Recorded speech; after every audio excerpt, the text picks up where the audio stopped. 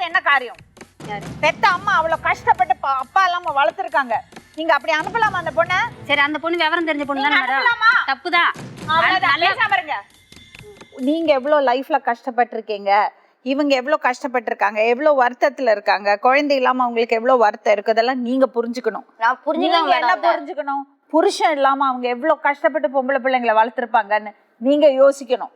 அதை விட்டுட்டு ஒருத்தர் இப்படி காரி துப்பிக்கிறீங்களே, நல்லாவா இருக்குது? நான் என்ன மேடம் பண்ணுனேன்? நான் நல்லா இருக்குன்னு நான் செஞ்சேன். அந்த பையன்ட்ட முதல்ல இத பாருங்க, இது உங்க 2 பேருக்கு இடையில இருக்கிறது போட்டி கிடையாது.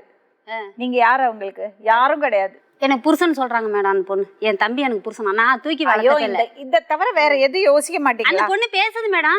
இப்ப கூட அக்காளுக்கு ஏன்டா சப்போர்ட் கேக்குறேன்னு இந்த பொண்ணு கேக்குது. ஃபர்ஸ்ட் ஆஃப் ஆல் இப்போ நீங்க ஒருத்தர் கெட்ட வார்த்தை பேசுறத இதோட நிறுத்தணும்.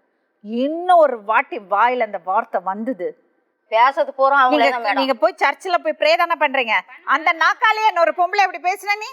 மேம் நான் போயிருக்கேன் மேம். எங்க நீங்க